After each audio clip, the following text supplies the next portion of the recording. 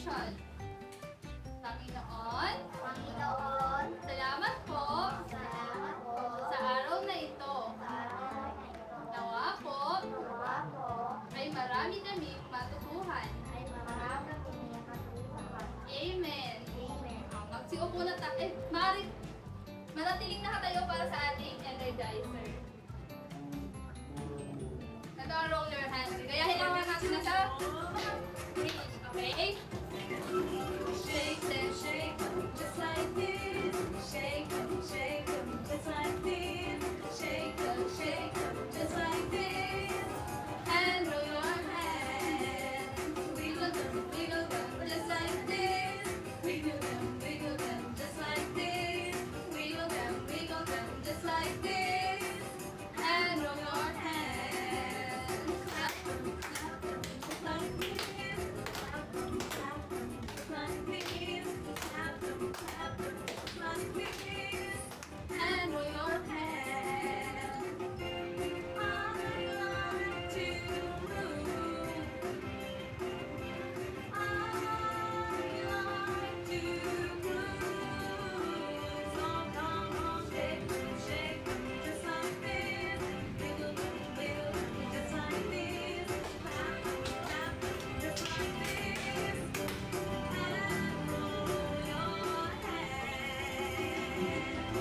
Magsiupo na ng maayos para naman. Naalala niyo pa ba ang ating class rules? Ang una nating class rules ay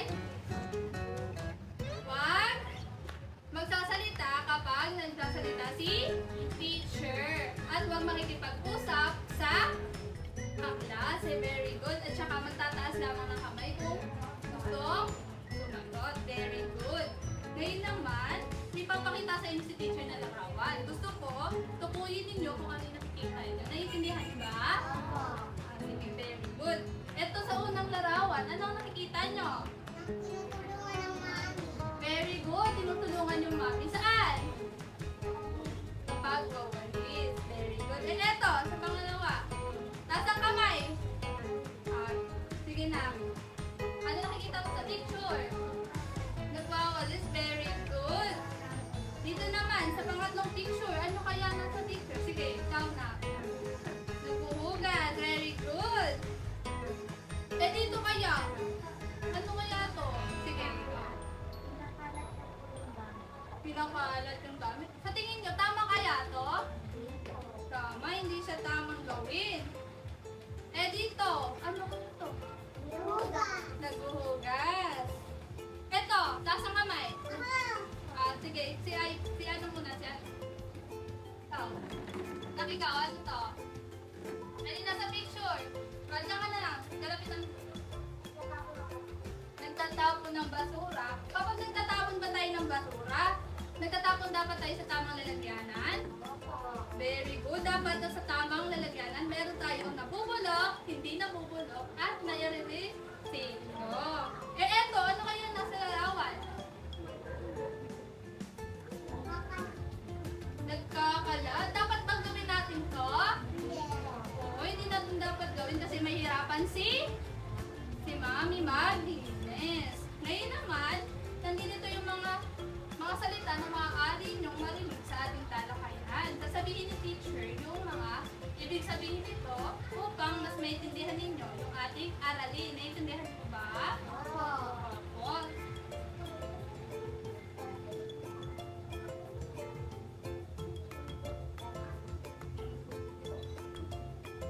Sa unang larawan nakalagay si haligi ng tahanan. Ang haligi ng tahanan, ito daw yung ama o kaya tatay sa pamilya. Naintindihan? Opo. Si tatay din yung siya din yung nagtatrabaho para meron tayong may pagkain sa araw-araw at saka pambili ng ating mga bilihin. Sa pangalawa naman, ilaw ng tahanan. Opo, siya si mama. Ito ay ang ina o nanay sa pamilya. Siya rin yung nag-aalaga sa mga anak at naglilinis ng bahay. Ano pa? Saka nagtitinda. Opo, siya rin yung pwede rin siya magtrabaho para makatulong si tatay. Siya rin yung nagluluto ng ating masasarap at masustansyang pagkain. Very good. Ito naman, alituntunin. Ito naman yung mga utos o kaya regulasyon na dapat nating sinusunod. Ano daw yung mga maaari nating sundin? For example, utos ni nanay. Kapag ba inutusan tayo ni nanay, dapat nagdadabog tayo? O dapat susunod tayo ng masaya. Maintindihan po? Dito naman, pag-uurong. Alam niyo may pag-uurong? O ano kaya yun? Opo, pag-uugas ng pinagkainan. Ito daw yung pag-uurong ay gawain pambahay o paglilinis ng gamit na pinagkainan. Hanggang dun lamang. Nandito naman si Teacher Janess para sa ating talakayan. Makinig kayo mabuti sa kanya. Hi! Ay, mahina. Isa pa. Hi! Ayan. So ngayon, meron akong ikikwento. Meron akong inandang maikling kwento. Gusto niyo ba yung papakinggan? Sige, ngayon, bibigyan ko ng star ang lahat ng sasagot sa akin. Okay po ba yun? Okay. Una, pag nakikinig, nasaan dapat ang kamay? Nasaan? Nasa lamin? Nasa lamin talaga. Tapos, naka-zipper ang bibig. Patingin nga ako na naka-zipper ang bibig. Very good. Okay, simulan na ni teacher ang pagkwento. Ang pamagat ng ating kwento ay ang Pamilya Rodrigo. Ano nga ulit ang pamagat ng ating kwento? Very good. Ang Pamilya Rodrigo ay pinabibilangan ni Mang Nestor ang haligi ng tahanan. Sino nga ulit ang haligi ng tahanan? Mang Nestor. Very good. At si Aling Neda na ilaw ng tahanan. Sino naman ang ilaw ng tahanan? Si Aling Neda. Ang kanilang mga anak ay sina Mark at Ali. Ang Pamilya Rodrigo ay may alituntunin sa kanilang tahanan na kanilang sinusunod. Pinapanatili nila ang kalinisan ng kanilang tahanan.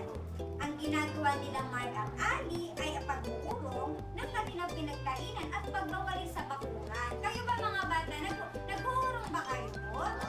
Ano nga ulit ang ibig sabihin na nag-uurong? Naghuhugas ng very good.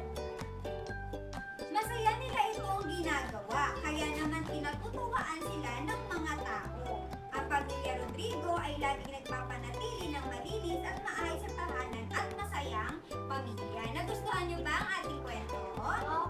Ngayon, may tanong ako sa inyo. Ano nga ulit ang pamagat ng ating kwento? Ang magtaas ng kamay. Ang gustong sumagot.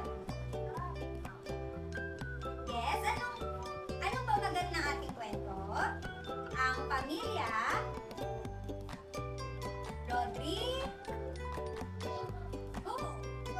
Rodrigo, sabi mo nga, Rodrigo. Very good. O, bibigyan ni teacher ng star. Tingin nga. Next, may isa pa akong tanong. Sino ang anak nila Aling Neda at Mang Nestor? Yes, si Mark at Ali. Very good. Ngayon, ano naman ang ginagawa nila Mark at Ali?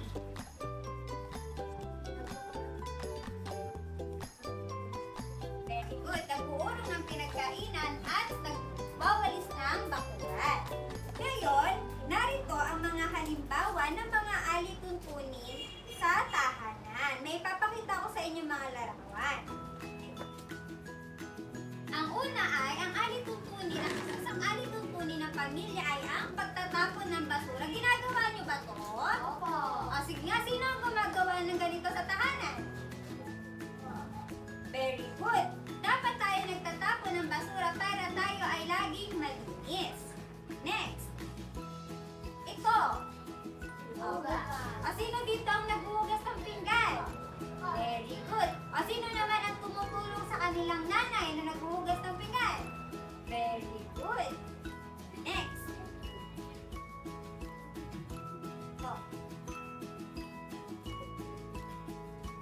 Ito, ano yung nasa larawan? Nagwawalis gumagawa o nagwawali sa tahanan? O sige. Ikaw, paano mo ginagawa ang pagwawalis sa bahay? Anong ginagawa mo sa bahay pag nagwawalis ka? Saan ka nagwawalis? Sa loob. O, minsan ba nagwawalis ka sa labas? Very good. Okay. Ngayon, nandito si Teacher Heidi para ipaliwanag pa ang mga pagkakasunod-sunod o iba pang alituntunin ng kalinisan sa pamilya.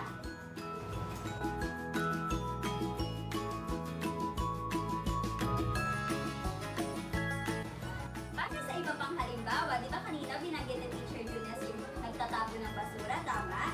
At nagwawalis. Ang iba pang halimbawa ay tungkol sa ano pa? Pwedeng magpunas ng mga bintana, pwedeng magpunas o maglampasan ng sahig.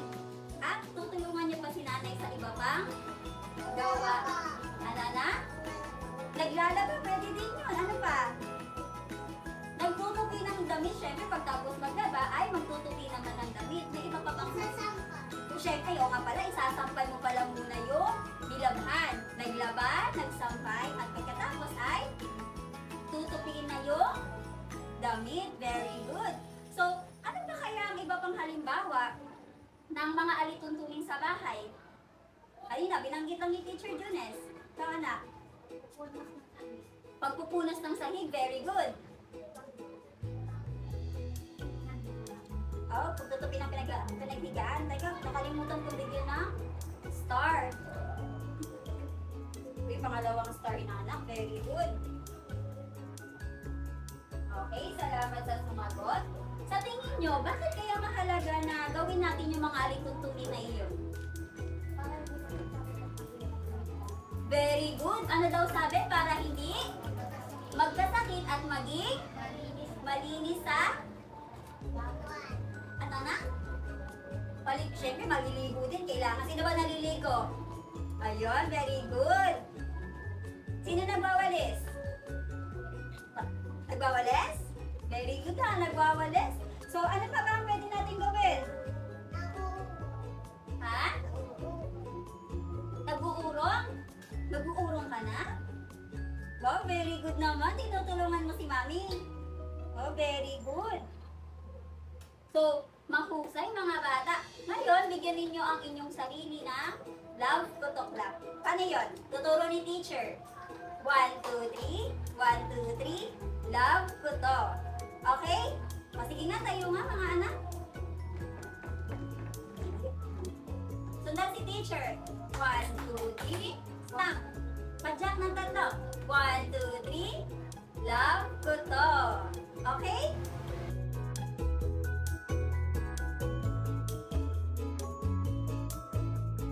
Kaya nahatiin ko kayo sa dalawang grupo.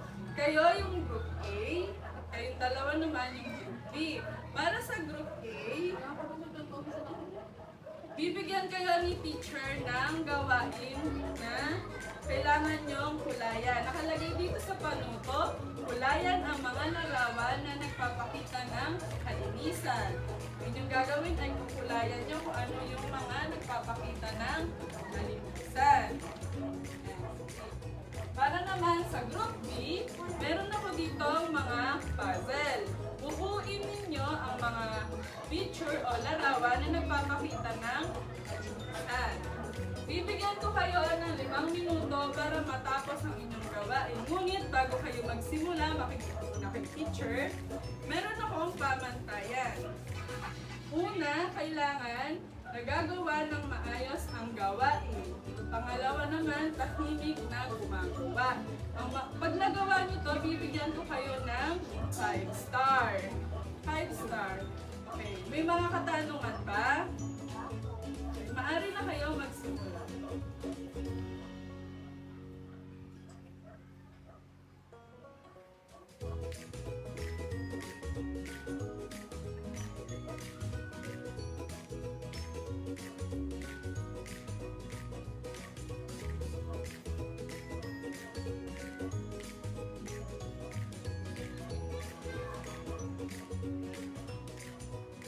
Ayun po na.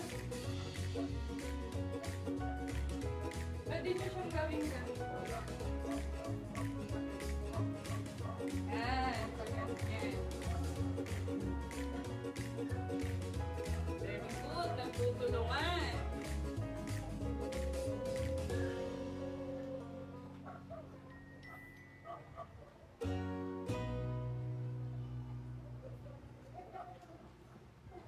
bibigyan ko kayo ng 3 minuto.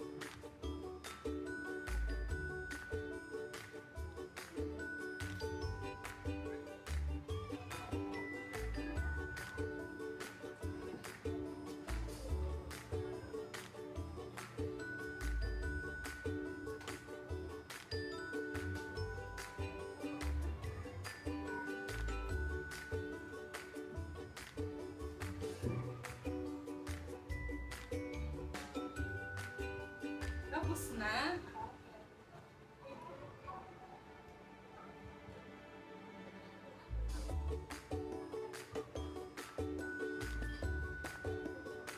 Hintayin muna natin matapos yung unang grupo.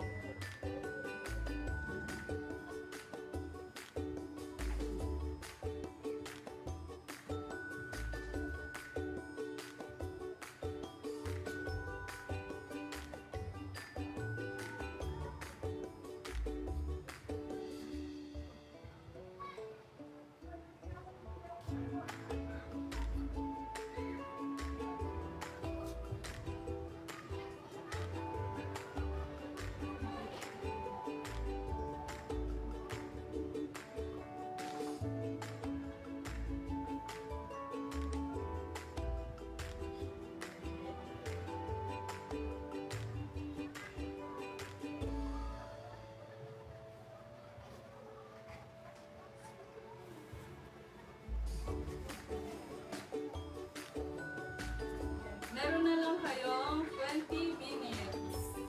Ay, 20 seconds. Mali si teacher.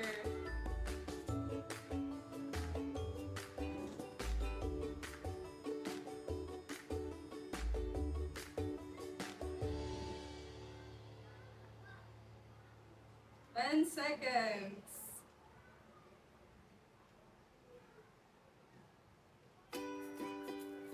5, 4, 3, 2, 1. Time's up. Okay. Sa group 1, maaari nyo bang ipakita dito sa harap ang inyong ginawa? Kayo dito. Ay, dyan na lang pala. Dyan na lang kayo. Iharap nyo. Pakita nga kay teacher. Wow!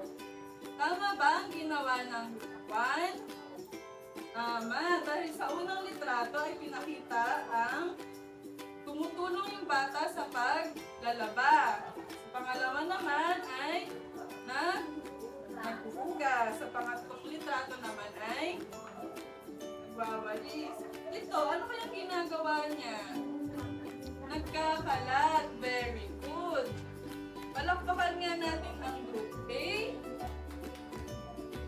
Sige, ganito na lang. Bigyan natin ng yes clap ang group A. Alam niyo ba yes clap? 3 palakpak, 3 pa-jab, tapos isigaw ng yes. May ulit. 1, 2, 3. 1, 2, 3. Yes. Para sa group A, nagawa nila ng maayos ang kanilang gawain. Meron silang 5 star. Tapos tahimik din silang gumagawa, kaya meron uli silang 5 star. Group B. Ito naman ang gawa ng Group B. Pinapakita dito yung puzzle na pagwawalis. Very good. Dahil nagawa nila ng maayos ang kanilang gawain, meron din silang 5 star. Tapos tahimik din silang gumagawa, kaya meron din silang 5 star. Very good. Dahil natutunan ninyo ng maayos ang ating gawain, ngayon naman ay bibigyan ko kayo ng salubong papel.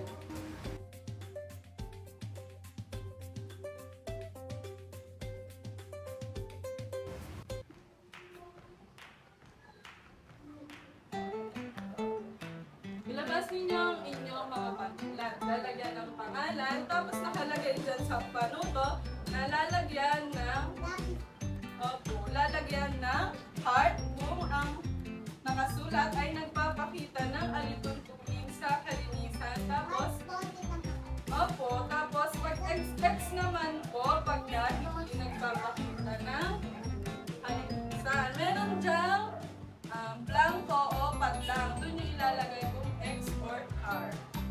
Maaari na kayo magsimula.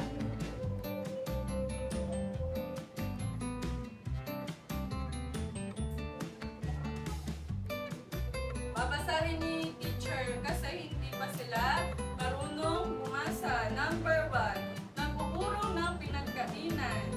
Tama ba yun o hindi? Lalagyan ng heart or ng X? Number 1. Heart or X? And number 2. Nahayaan na lamang na marumi ang bahay. Heart or X? Sulat po. Number 3. Palaging nagwawalis sa bakuran. Heart or X?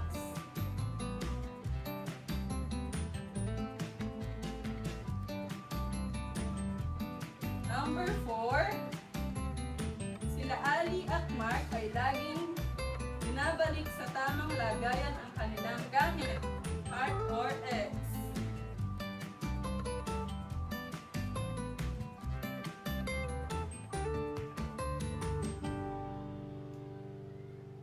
Number 5. Palaging marumi ang kwarto. Heart or X? Huwag kakalimutang lagyan ng pangalan, ha?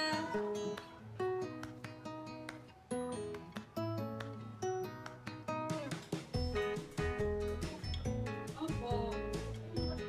Sa taas po.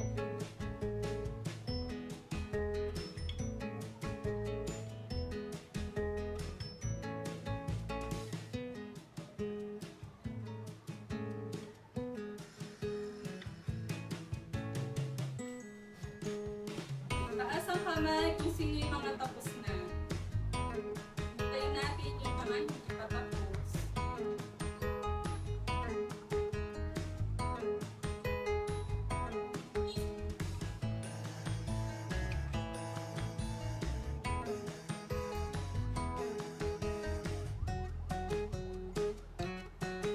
Tapos na. Ipasa na ang mga papel. Natin matapos. Para naman sa ating takdang aralin, nandito si Teacher Charity.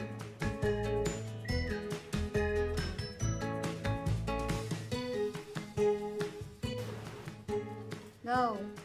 Para sa ating takdang aralin o assignment, pakikuha yung inyong kwaderno, yung inyong notebook at lapis. Pakikopya yung sulat. Babasahin ko yung teacher ha.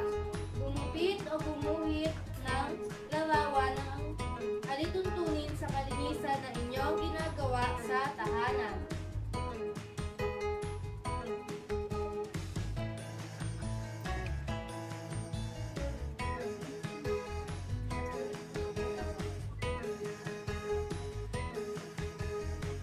Ayan, tapos na bang magsulat?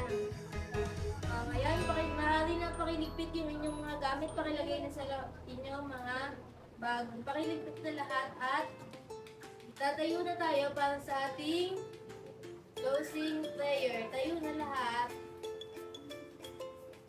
Sabayin niyo lang si Teacher Rod, and with the Father, the Son, the Holy Spirit. Amen. Lord, maraming salamat po. Maraming salamat po. Sa panibagong araw na ito, na marami kaming natutunan. Amen. Paalam mga bata. Bye-bye. Hello po, ito po yung aking insight or ang aking pong reflection about po sa ginawa po naming video lesson. So, nandun po ako sa part ng application and then ng evaluation. So, uunahin ko po yung application. Meron po tayong profiling, kaya po na-identify ko po kung ano po yung weaknesses and strength po ng aming mga learners. So, nalaman ko po kung sino po yung dapat na nandoon po sa puzzle.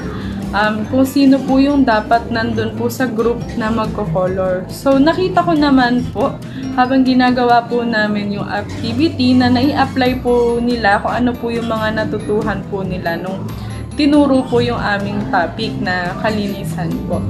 So, doon naman po sa evaluation, since meron po kaming bata na hindi pa po maalam sa pagbabasa, binasa ko po sa kanila kung ano po yung panuto, tsaka po yung nilalaman, yung mga tanong po dun po sa aming worksheet. So, nakita ko po na wala naman po naging problema sa pagsasagot po nila ng worksheet, yung aming pong assessment. So, overall, nakita ko naman po na wala naman po kami masyadong naging problema. And then, nakita ko lang po na challenges is, since bata po yung aming mga learners, nandun po yung mabilis po silang ma-distract. Pero nagawa naman po namin ng paraan para maibalik po yung kanilang atensyon dun po sa aming pong ginagawa. And then, overall, nakita ko po na para mag-improve po yung amin pong lesson is, siguro po magdagdag po kami ng iba pa pong mga IMs para po mas maging engaging po sa mga bata po or sa learners po yung amin po lesson. So, yun lang po. Thank you. Hi everyone! I'm Junes Alday from Besed 401 and ang part po na nakuha ko sa aming video lesson ay ang lesson proper, which is ako po ang nag-storytelling ng aming springboard. Based on my observation, nakita ko na attentive ang mga bata nung time na nagkaroon na ako ng art of questioning and nung nagbigay na ako ng mga star, which is the positive reinforcement. Then, parang nagain nila doon yung confidence na mabilis ko silang matatawag. And I think then na nag-i-struggle sa amin is the little boy, which is yung age din niya, super bata pa niya, and yun yung nakitaan ko. Nakita ko na parang nag-aalinlangan pa siya o maybe nahihiya siya sa akin kasi first time niya lang din akong nakita. I think ang nag-work well sa amin ay yung pagbibigay ng positive reinforcement every time na sasagot sila sa amin or every time na magbibigay ako ng art of questioning about sa springboard. And then the challenges that I faced is yung first time ko sila makita syempre, and then yung first time ko din na makipag-usap sa kanila. So syempre before kami nagkaroon ng video lesson, nagkaroon kami ng konting interview about dun din sa kanila, nagkaroon kami ng konting insights about din sa mga age nila. Then, I think, mas mag-improve pa or I think mas ma-improve pa namin yung lesson namin kung mas marami kaming IMs. Since ang na-observe ko sa mga bata ay more on visual aids sila and they love coloring and they love puzzle. Talagang inulit-ulit nila yung paggawa ng aming DI na ginawa. And syempre doon din sa storytelling nung afternoon, parang naghanap din sila ng visual, which is mali namin, and I think yun yung mas kailangan ko pang i-improve kung sakali man na ako ay maging isang ganap na guro at magturo sa multi-age classroom. Ang napapansin ko sa mga nag-student namin sa video lesson, kailangan talaga ng mga student ng daily routine, lalo-lalo na kapag magsisimula yung klase. Dahil kapag pasok pa lang nila, wala sila sa wisyo na mag-aral. Dahil ang naiisip pa lang nila ay mga laro. Pero kapag po ng daily routine, ay mas nakukuha po natin attention ng mga nila. Ang aking naging reflection tungkol sa aking part is yung about sa generalization is tinignan ko kung may natutunan yung mga bata tungkol sa tinalakay nila. So, bali doon sa may part ko na yun, natutuwa naman ako kasi naiintindihan naman ng mga bata kung ano yung topic namin, which is yung about sa kalinisan. And bilang isang teacher, napansin ko na may mga bata talaga na hindi ganun na nakakasunod about sa may pinapagawang activity. Siyempre, ako, mag-guide ako sa kanila kung paano yun dapat nilang gawin. And yung iba, hindi talaga totally nakakabasa. So, kailangan babasahan mo sila kung ano yung activity na nakapaloob doon. And syempre, bilang multi-age classroom nga na yun, although magkakasama sila, iba-iba pa din sila ng skills or yung characteristic nila kung sa paanong paraan sila matututo. May visual, may audio, at yung iba pang mga katangian kung saan sila matututo and kung ano pa yung mga dapat i-improve sa kanila. Bilang teacher, syempre, na nag-guide or nagturo sa kanila, ako yung nakakaalam ko ano yung strength or weaknesses ng mga bata. So, i-guide na lang sila kung paano pa sila mag-i-improve and kung paano pa sila mag-grow about sa kanilang sarili. Nakakatulong to din kasi yung sa may mental, physical, emotional, and lalo na yung social na makihalubilo sa mga kasama nila kahit na may mga younger, may mga ahead sa kanila. Kailangan as a teacher, ikaw yung parang mag-unite or magkakaroon ng unity pagdating sa classroom. Yung sa personal reflection ko naman dun sa naging part ko sa video lesson is yung sa takdang aralin. Doon malalaman kung natutuhan ng mga bata yung mga pinag-aralan at magiging responsable sila sa gawain na ibinigay ng teacher. Yung gagawin nila yun sa bahay at magpapatulong sila sa kanilang mga magulang.